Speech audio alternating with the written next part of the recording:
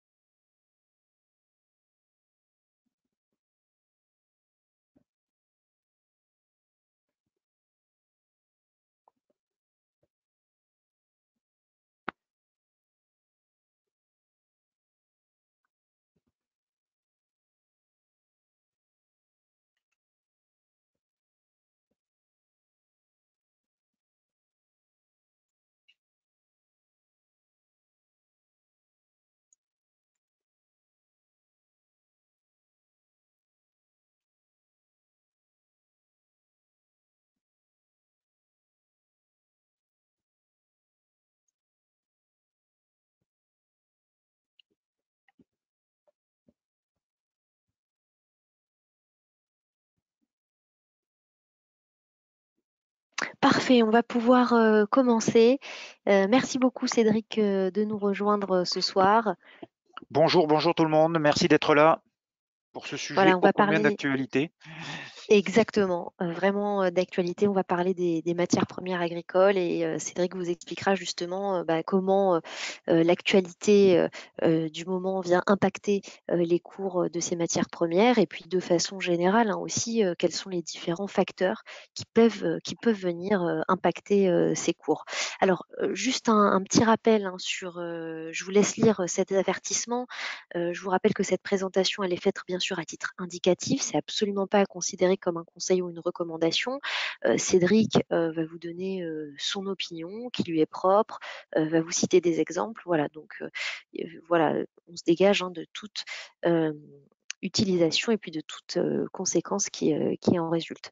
En ce qui concerne IG, ce qu'il faut savoir, c'est qu'on est coté à la Bourse de Londres, donc le LSE, London Stock Exchange. On a plus de 313 000 clients à travers le monde qui sont répartis dans une vingtaine de bureaux. Alors, je peux vous citer par exemple l'Afrique du Sud, Singapour, le Japon, etc. Nous sommes leader mondial de l'investissement en ligne. On a déjà plus de 45 ans d'expérience à l'international et on est à Paris déjà depuis 14 ans. Voilà. Maintenant, je laisse la parole à Cédric et on va directement enchaîner avec les graphiques. Alors bonjour à tous, n'hésitez pas à poser vos questions. On va donc commencer par un petit tour d'horizon parce que effectivement tous les journaux vous ont parlé de la hausse du gaz et du pétrole qui ont fortement augmenté, mais quasiment aucun ne parle des matières premières agricoles et pourtant c'est peut-être le marché qui est le plus impacté et qui risque de l'être le plus durablement. Pourquoi? On va prendre un exemple, mais vous allez voir que au départ, un problème qui se focalise sur une matière première, ça s'est étendu à quasiment l'ensemble du marché. Alors, l'exemple, c'est bien sûr le blé. Alors, pourquoi le blé? Ça, vous avez peut-être en entendu parler. le blé, la Russie est le premier exportateur de blé dans le monde et l'Ukraine est le 5e exportateur de blé. À eux deux, ces deux pays représentent 29% des ventes dans le monde. Donc, vous voyez bien que le blé, qui est une matière première agricole essentielle, notamment pour faire plusieurs produits que l'on retrouve sur nos tables, euh, ça pose un gros problème et cette augmentation des prix va poser des problèmes, non seulement dans les pays occidentaux, mais aussi et encore plus peut-être dans les autres pays du monde, parce que la part que va consacrer chaque ménage pour un besoin essentiel qui est se nourrir va augmenter assez fortement pour, euh, pour le budget qu'elle consacre à la consommation et donc ça va réduire la consommation d'autres produits. Il faut Alors, bien j'ai une comprendre, question, oui. excuse-moi, j'ai une question justement par rapport à ça, Cédric. J'ai lu qu'également, ça pouvait avoir une conséquence assez importante sur tout ce qui était nourriture pour le bétail, qui apparemment utilisait énormément de blé qui sont produits par ces pays. Est-ce que c'est quelque chose que tu confirmes et ça pourrait également venir impacter ce pan-là? Alors, effectivement, comme je vous disais que on part de cette matière première pour vous montrer quelles sont les ramifications sur tout le marché des matières premières. Le blé n'est pas non seulement consommé par les humains, mais c'est aussi consommé par le bétail, et le bétail qui sert à l'agriculture dans certains pays ou même à nourrir les animaux qui sont consommés après par les humains. Donc, il y a de multiples conséquences de cette augmentation du prix du blé. Alors, d'abord, c'est le cas aussi pour d'autres matières premières, le maïs entre-temps, mais le blé est peut-être la matière première la plus impactée, mais on va voir que les autres sont aussi impactés. Alors, comment cela se manifeste? Ça se manifeste par plusieurs facteurs et l'un d'entre enfin, ce qu'il faut bien comprendre, c'est que on n'est pas sur des produits qui ont des cycles de production courts. C'est-à-dire que la perturbation qu'il y a aujourd'hui sur le marché des matières premières agricoles, ça va mettre beaucoup de temps à se résorber parce que on va avoir un problème sur la récolte en cours, forcément, les problèmes d'embargo, puisqu'il y a des embargos sur certains pays qui veulent plus importer de blé russe, problème de plantation. En Ukraine, non seulement il n'y aura pas de récolte, mais il n'y aura pas non plus de nouvelles plantations. Et donc, l'année prochaine, certainement, on aura aussi une récolte en baisse et donc une offre en baisse. Donc, on est parti pour avoir un cycle de hausse sur le prix des matières premières pour plusieurs mois, voire plusieurs années. C'est bien ça qu'il faut avoir en tête. On n'est pas sur des produits qui se consomment et qui sont reproduisibles rapidement. On est sur des cycles longs et donc le cycle de hausse des matières premières risque d'être assez long. En plus, ce qu'il faut bien comprendre, c'est que, par exemple, pour le blé, mais c'est vrai pour d'autres matières premières, on était déjà sur un marché qui était haussier. Le blé était en hausse de 49% par rapport à la période 2017-2021 à la mi-février, c'est-à-dire avant l'invasion de la Russie, de l'Ukraine par la Russie. Depuis, c'est 30% de plus sur les prix. Donc, ces tensions, ces problématiques arrivent sur un terrain qui était déjà extrêmement tendu ou en tout cas tendu et très haussier. Donc, cela ne s'arrête pas au blé parce que la Russie et l'Ukraine sont parmi les 5 premiers pays exportateurs pour les oléagineux, les céréales comme l'orge, le maïs et le tournesol. Donc vous voyez que déjà, on est euh, à la base sur des pays qui sont extrêmement, qui sont un petit peu les greniers, non seulement de l'Europe, mais d'une bonne partie du monde. Et en plus, conséquence indirecte, Maëva, tu parlais effectivement de tous ces céréales qui sont données aux animaux, Mm. qui elles-mêmes permettent de faire donc enfin de bétail, du bétail. Mais euh, il y a aussi la Russie est aussi le plus gros fournisseur de fertilisants dans le monde. Et ça, c'est un gros problème pour bien sûr, la culture, la récolte des autres matières premières qui ne sont pas forcément récoltées ou produites sur cette partie du monde, mais qui le sont ailleurs, mais qui utilisent bien entendu des fertilisants qui sont fournis par la Russie. Donc, Qu'est-ce que oui, alors je suis désolée, je pose une question, mais alors qu'est-ce que tu entends par fertilisant? C'est de l'engrais ou au c'est oui, contraire ça va être des exactement. formes de compost, Oui, d'excréments, enfin ce genre de choses? c'est de la potasse, des engrais, toutes ces choses-là OK, qu'on met pour enrichir la terre ou pour renouveler la terre afin que les récoltes puissent être conséquentes. Voilà, plus dense quoi. OK. voilà, exactement.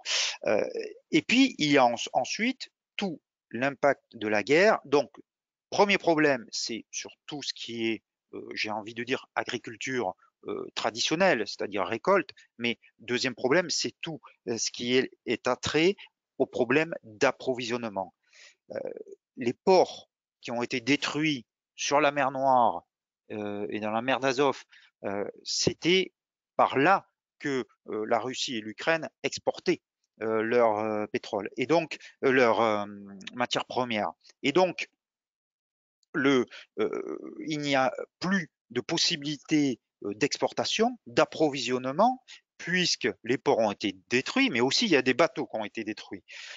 Donc ça pose beaucoup de problèmes parce que par où, si jamais on redevient sur une situation normale, espérons-le, par où ces matières premières vont-elles être acheminées, puisque si vous passez, par exemple, si la Russie se dit, euh, tiens, on va passer plutôt par l'intérieur des terres, c'est-à-dire par la Chine, ça prend. Non seulement ils en ont pas la capacité actuelle, c'est-à-dire qu'ils n'ont pas les trains ou les moyens, on va dire, d'exporter leurs matières premières, leur blé, dans les mêmes proportions que ce qu'elles faisaient par les ports et les bateaux. Et donc, euh, ça donne bien sûr une tension supplémentaire sur les prix. Par exemple, le maïs était exporté à partir du port d'Odessa. Alors pour l'instant, vous me direz, le port d'Odessa, il n'a pas été bombardé, enfin ça commence, mais plus aucune récolte arrive au port d'Odessa, donc là certainement le bombardement et le fait que les bateaux ne puissent plus s'en approcher, qu'ils soient détruits ou pas, pour l'instant ça change pas grand-chose. On ne peut plus exporter via ce biais-là. Donc ça c'est la deuxième conséquence. Et puis la troisième conséquence, et là c'est une conséquence à plus long terme, c'est ce que je vous disais en introduction, c'est qu'il risque d'y avoir une production blanche. Quand je dis production blanche, c'est-à-dire aucune récolte l'été prochain. Euh, et donc, ça va se rajouter aux différents embargos. Et donc, on a un marché qui est perturbé, non seulement sur les céréales qui sont produites dans cette partie du monde, mais aussi sur l'ensemble du marché des matières premières qui est complètement absorbé, j'ai envie de dire, par la hausse des prix qu'il y a sur les matières premières produites dans ces agricoles qui sont produites dans ces pays-là. Et en plus, dernier, la cerise sur le gâteau, bien sûr, il faut ajouter quand même la hausse des prix du pétrole qui forcément, il y a des parties dans le monde, on récolte à partir de machines qui consomment bien sûr de l'essence et donc la hausse des prix du pétrole vient en plus impacter non seulement les approvisionnements pour les bateaux, les avions, il faut du fuel et aussi pour les machines qui sont utilisées dans beaucoup de pays.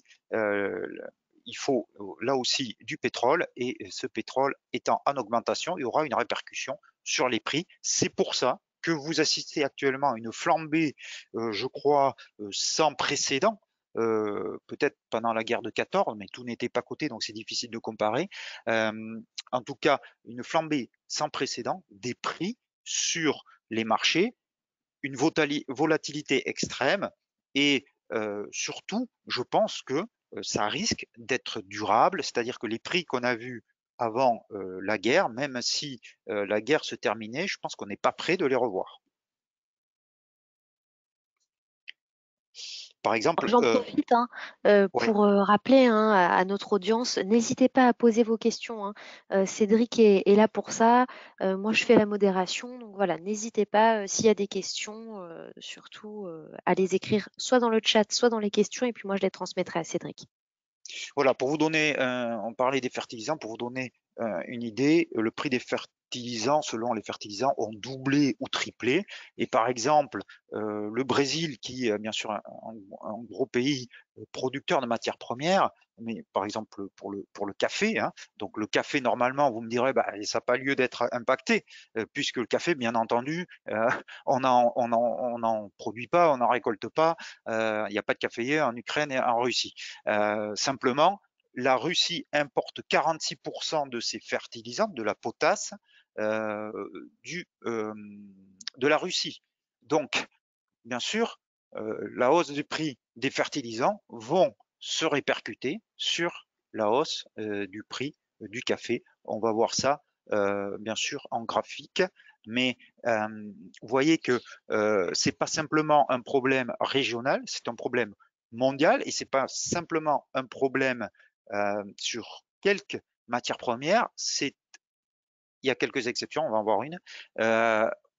C'est un problème, des difficultés qui s'annoncent pour du moyen terme et qui s'annoncent pour l'ensemble du marché des matières premières, et qui risquent d'avoir des conséquences, comme je vous le disais, sur l'économie mondiale, notamment sur les pays plutôt en voie de développement, où la part qui est consacrée à la consommation de produits de subsistance va augmenter dans le budget d'une famille.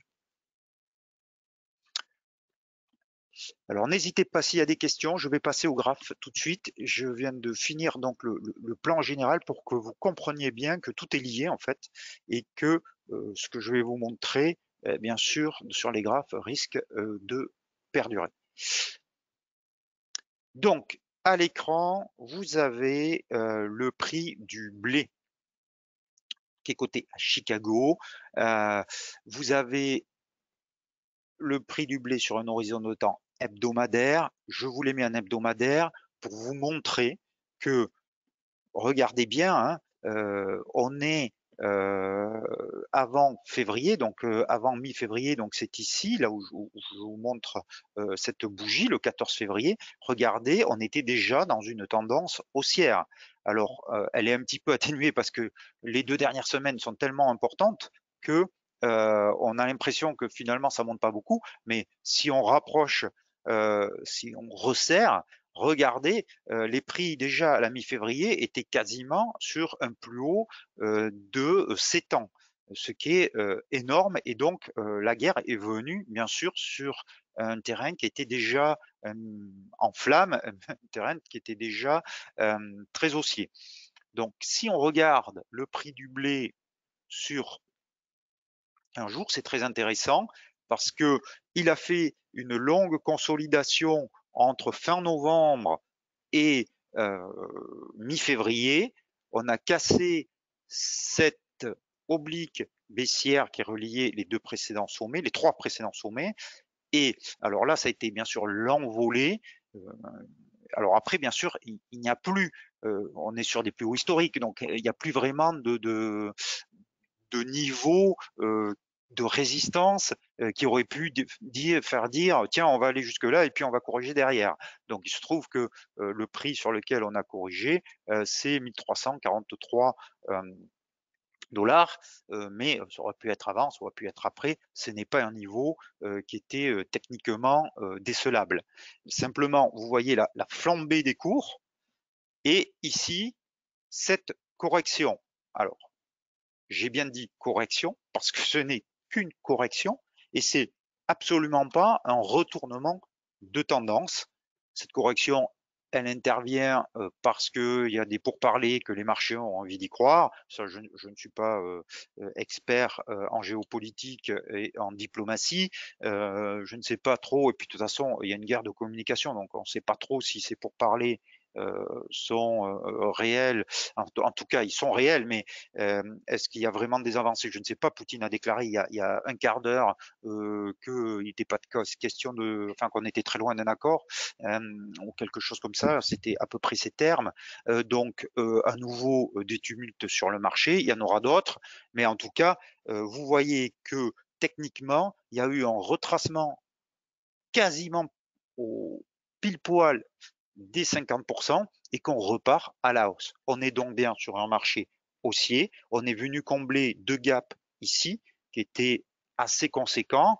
Donc tout cela est logique hein, parce qu'il y a eu une partie bien sûr d'emballement et maintenant on se calme un peu, mais la tendance elle reste complètement haussière et si on prend la théorie de Fibonacci, c'est le niveau des 61,8, donc ici 38,2 parce que j'ai inversé, mais 61,8, donc ici qui déterminerait la fin un petit peu de cette bulle haussière.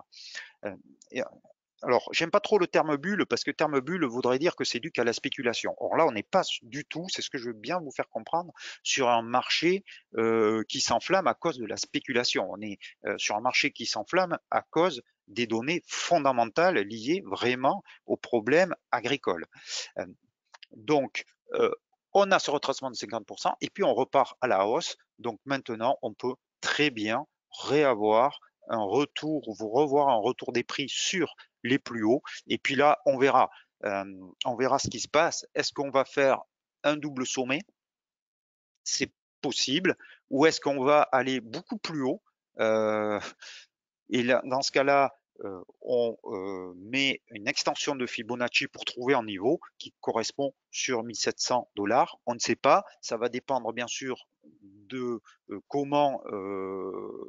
combien de temps dure cette guerre, des problèmes d'approvisionnement une fois que tout se sera tassé au niveau militaire, quels seront les dégâts, euh, où en seront les stocks et où en sera aussi la consommation. Ça, pour l'instant, c'est très difficile à voir, mais en tout cas, il y a peu de chances, à mon avis, dans le court terme, qu'on voit les prix revenir sur les prix de la mi-février. On est plutôt sur un trend haussier et on risque d'aller beaucoup plus haut.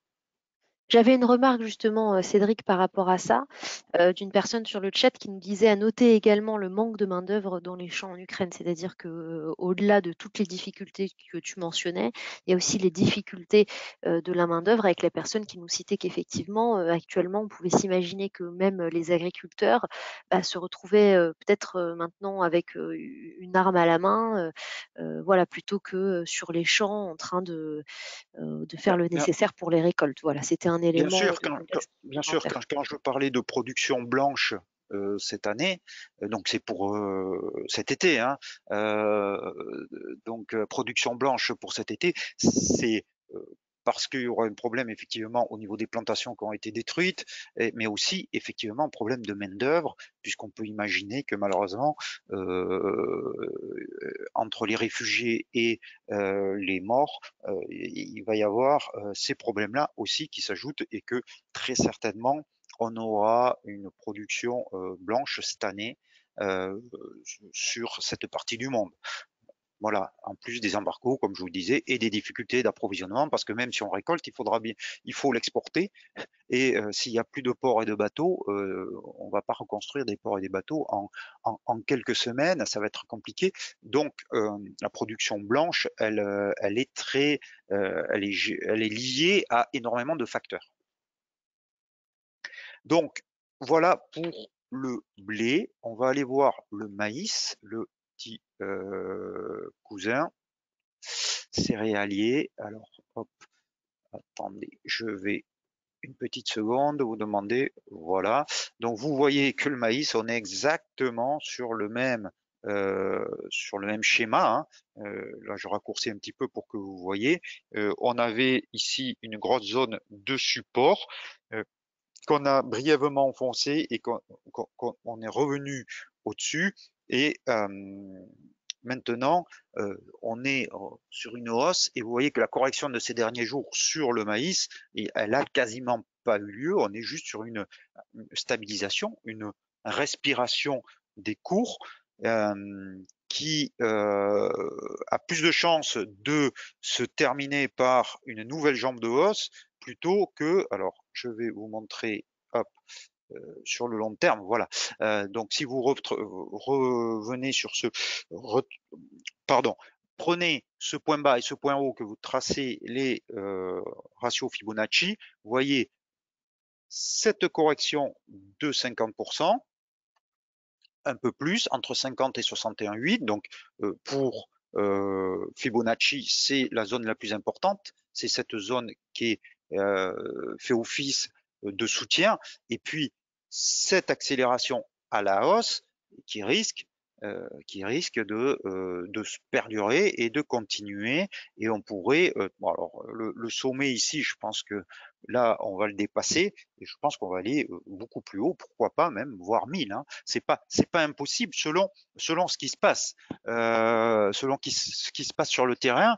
Et il y a peu de chances que même si un accord soit trouvé pour un cessez-le-feu, que ça se termine comme ça du jour au lendemain, surtout quand on connaît les cycles de récolte des matières premières qui sont plutôt longs. Donc il y a des dommages qui sont faits à minima sur le moyen terme, à minima. Il va falloir vivre avec les prix élevés. Donc voilà pour les céréales, donc qui sont forcément, comme je vous le disais, le plus impacté. Mais ce que je vous disais aussi, c'est que nous avons la même chose sur des matières premières qui ne sont pas produites forcément en Ukraine ou en Russie. Donc, c'est le cas notamment ici, vous voyez du sucre. Donc ici, vous avez le sucre, on va passer sur une horizon de temps hebdomadaire. Vous voyez que on avait un creux arrondi ici. Alors, je l'avais signalé il y a assez longtemps, puisque c'était, vous voyez que ce creux arrondi, je l'avais dessiné et j'avais fait plusieurs articles à l'époque. C'était en octobre 2020, vous voyez, donc ce creux arrondi qui annonçait un retournement du marché. Cette baisse était due bon, à un marché qui était avec une surproduction, mais on était donc déjà depuis maintenant mai 2020 sur un marché qui était déjà haussier et forcément on a avec la guerre en Ukraine donc un problème sur les cours qui se répercutent. La cassure de cette droite, de cette oblique baissière ici, et donc cette accélération des prix qui sont au plus haut maintenant de plusieurs années sur cette matière première, donc encore une fois, qui n'est pas produit sur le territoire, sur cette région du monde, mais qui est impacté. Alors, c'est dû au fait que quand un pays, notamment le Brésil, produit du sucre, il a le choix entre faire du sucre ou faire de l'éthanol, qui est un carburant, si je puis dire. Et donc, selon les prix, il décide de là où va la production. Et forcément, avec les prix je résume parce que on va pas faire un cours sur les matières premières, mais avec les prix du pétrole comme ils sont aujourd'hui, pour le Brésil, il vaut mieux faire de l'éthanol que du sucre. Donc une partie de la production qui devait aller au sucre, à faire du sucre, elle va faire de l'éthanol et donc il y aura moins d'offres de sucre. C'est pour ça que les prix augmentent. Vous voyez la conséquence indirecte mais très palpable sur les marchés de cette guerre dans une région du monde qui est pourtant plus céréalière, mais qui vient toucher aussi le sucre. Donc, techniquement, les prix ont cassé cette oblique baissière. On a cette première jambe de hausse, une petite correction actuellement, et ici, aujourd'hui, on a ce marteau qui pourrait très bien nous amener à une reprise des cours. Il faudra voir demain comment se comportent les cours, mais vous voyez qu'on a un gap ici baissier, mais qui n'est pas confirmé par une bougie. J'aurais aimé voir, vous voyez, une bougie ici vraiment baissière. Or, cette bougie, elle est pas vraiment baissière, c'est même une bougie dans la terminologie des chandeliers japonais de retournement. Donc, si on venait à combler ce gap et à revenir au-dessus des 522, on pourrait avoir une nouvelle jambe de hausse dans les prochains jours. Je vais vous parler, à moins qu'il y ait des questions, autrement je poursuis. On n'a pas de questions pour le moment, tu peux poursuivre. D'accord. On va parler du café aussi. Alors, le café, vous voyez, le café, hop, qui est lui aussi sur un cycle extrêmement haussier, avec cette longue. Alors, ce qui est très bien quand vous faites du training sur les matières premières, puisque c'est ça aussi qui nous intéresse, c'est que d'ailleurs beaucoup de traders américains ont fait fortune ou ont commencé sur des traders américains qui ont fait beaucoup de bouquins qui sont pour certains assez connus. Je parle de Larry Williams, enfin il y en a plein d'autres, des deux Williams d'ailleurs, qui n'ont pas de lien de parenté mais qui ont le même nom, mais beaucoup d'autres, ils ont fait fortune souvent sur le marché des matières premières. Alors pourquoi? Parce que quand vous avez des cycles sur les matières premières, des tendances sur les matières premières, elles peuvent durer très très longtemps. Et vous voyez ici un exemple, la tendance ici qui était due quand vous avez cassé cette oblique baissière, regardez derrière le, le potentiel de hausse qui est juste phénoménal sur le café. Vous avez eu certes des retracements, mais vous avez eu que des creux et des sommets ascendants. C'est-à-dire que selon la théorie de dos, même cette correction-là, elle ne vient pas casser un creux précédent puisque le creux précédent il est ici. Donc selon la théorie de dos, on n'a jamais eu l'occasion de sortir. On aurait pu sortir à la rigueur ici seulement. Mais c'est phénoménal comme tendance. C'est très rare de voir sur d'autres actifs des tendances comme celle-là. Sur les matières premières, ça arrive assez fréquemment, justement parce que ce que je vous disais en introduction, c'est que euh, un cycle matière première, une récolte, ben, si vous avez loupé sur une année, après il faut reconstituer le stock, ça prend du temps. Donc, vous pouvez avoir des tendances de plusieurs mois.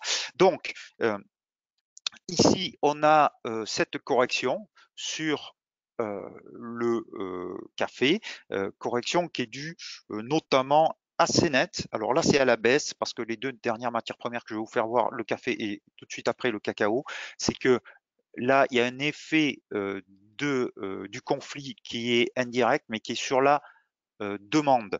Parce que quand il y a des crises, la demande de café baisse, puisque les cafés sont moins fréquentés, et donc on a une baisse de la demande. Donc ici, on le voit très nettement, cette forte baisse, et on est quand même dans une correction puisqu'on a corrigé que 38,2 pour l'instant, on s'est arrêté sur 38,2 avec cette droite de polarité ici, ça correspond au 38,2, donc double support j'ai envie de dire, et si on venait à casser cette oblique baissière, on pourrait avoir une nouvelle jambe de hausse sur le café. A contrario, pour le coup, une cassure des 61,8 pourrait voir les cours du café revenir sur cette zone donc très importante entre 50 et 61,8% au-dessus de 1724 dollars. Ça serait un très bon support pour la suite.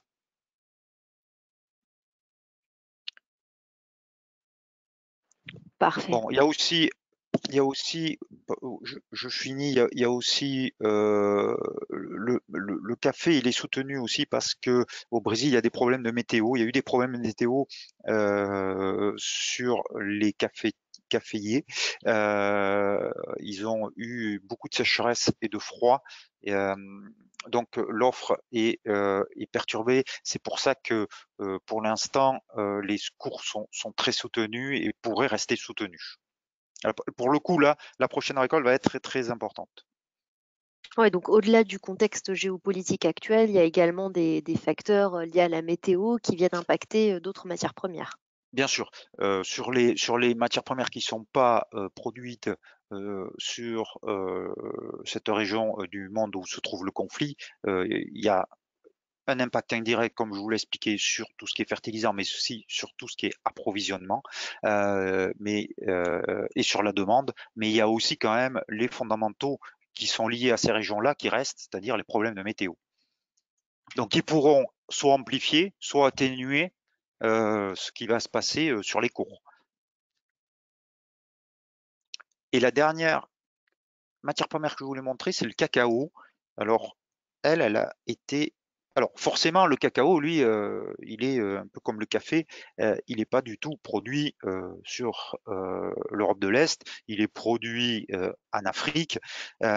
Et pour le coup, euh, la production semble tout à fait correcte. Donc là, on est sur une offre qui est constante, donc qui est pas, il n'y a pas eu de gros problèmes euh, météo pour le coup. Par contre, là, le marché du cacao, pardon, les prix du cacao sont impactés par la demande là aussi, parce que forcément, le chocolat, il va plus être exporté vers la Russie, vers l'Europe de l'Est, l'Ukraine, et donc il y a une partie de la demande qui s'envole, et même si ça représente pas la majorité bien sûr de la demande mondiale, mais quand même, donc on a sur les cours du cacao une configuration en triangle qui est en train de se former et qui correspond donc pour l'instant à une consolidation horizontale. Il faudra donc surveiller la sortie de de ce triangle pour voir quelle va être la prochaine jambe. Alors là, c'est quand on a un triangle comme ça qui est symétrique, c'est quasiment impossible de savoir. Normalement, c'est dans le sens de l'entrée du triangle. C'est-à-dire que si vous avez une jambe de hausse qui est un triangle, la sortie a plus de chances de se faire par le haut que par le bas. Bon, ça, c'est des statistiques qui ont été faites. Mais là, on ne peut pas dire qu'il y a vraiment eu une jambe de hausse avant, puisque si je continue ce support, il va jusque-là.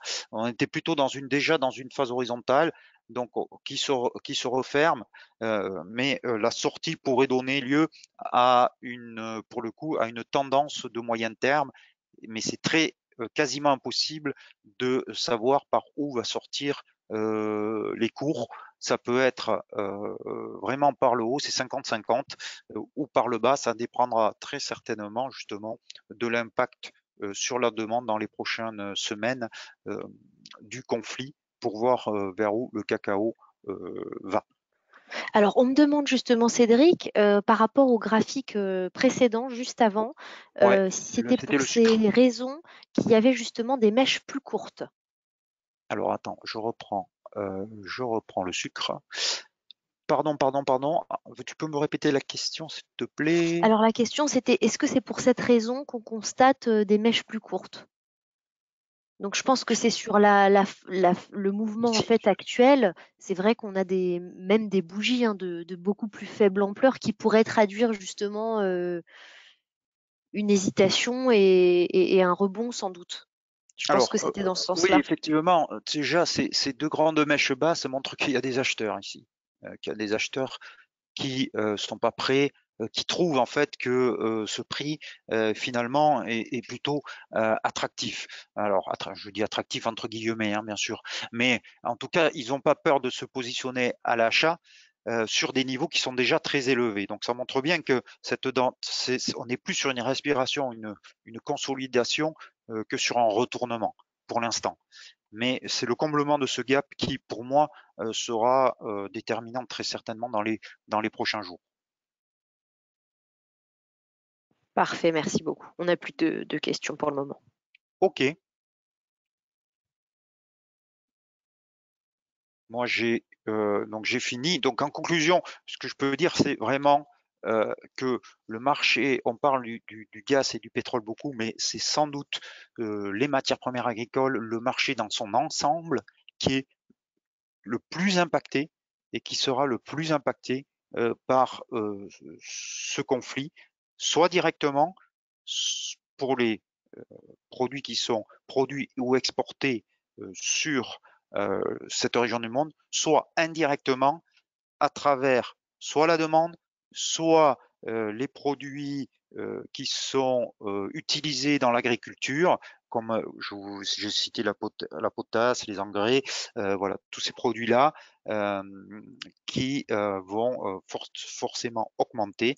Et en plus de cela, l'augmentation du prix du pétrole va aussi être répercutée puisque les machines, les produits qui utilisent des machines à base d'essence, forcément, ça va coûter plus cher. D'accord. Et enfin, l'approvisionnement avec les ports et les bateaux qu'il faudra reconstruire. Oui, effectivement, ça fait beaucoup de facteurs à prendre en ligne de compte. C'est J'en pour ça, profite pour ouais, embrayer par rapport à ce que tu disais sur le pétrole, et j'ai vu quelques théories selon lesquelles en fait on pourrait imaginer un système de vases communicants avec le pétrole russe qui finalement pourrait être massivement acheté par les Chinois alors qu'actuellement ils se servent plus au Moyen-Orient.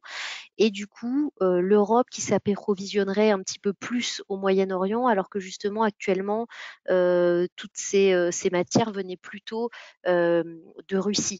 Est-ce que ce système de vase communicant, il est plausible? Est-ce que c'est quelque chose qu'on peut imaginer? Est-ce que ça fait sens?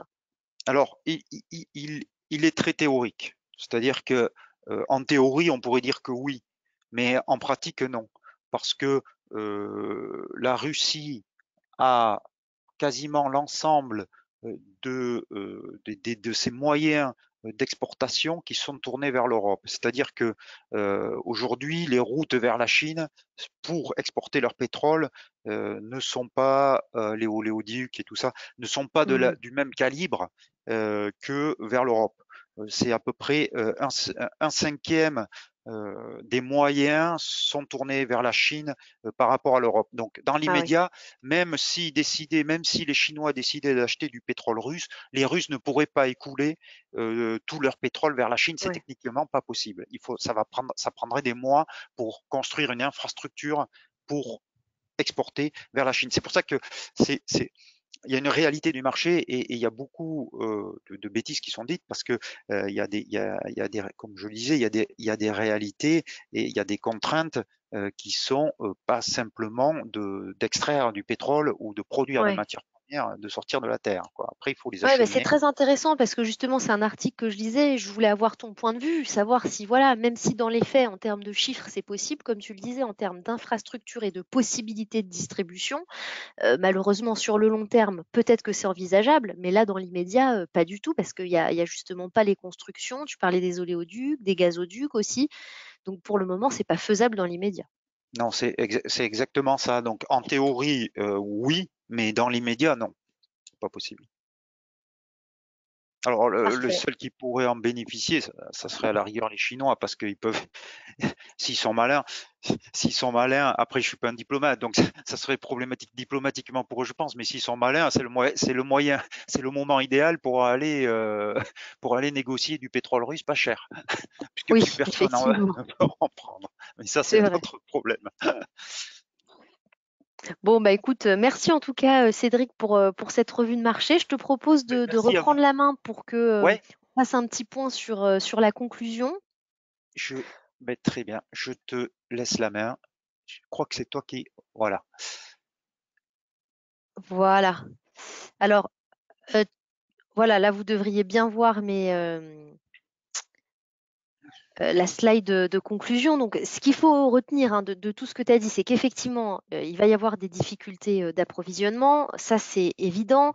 Que les difficultés d'approvisionnement, elles seraient peut-être plus massives sur les matières premières agricoles que sur le pétrole et le gaz, que le pétrole et le gaz, en fait, en plus d'avoir leur effet, je dirais, sur ces matières intrinsèques, avaient également des conséquences sur les matières premières agricoles. Alors, tu as cité tout ce qui était lié, bah, bien sûr, alors très basiquement, je vais citer bah, l'essence du tracteur, voilà, pour donner une image claire. Voilà, donc tout ça, ça vient également impacter le marché agricole. Des problèmes de récolte au niveau mondial, et tu nous as cité par exemple l'exemple du café au Brésil avec des récoltes qui avaient été mauvaises. Donc, en plus du contexte géopolitique, il y a des difficultés climatiques qui vont justifier donc des hausses de prix sur certaines matières premières. Et puis également, tu mentionnais l'absence de nouvelles plantations qui vient aussi bien limiter hein, la production à laquelle on peut s'attendre. C'est exactement ça. Parfait. Eh bien, écoute, merci beaucoup, Cédric.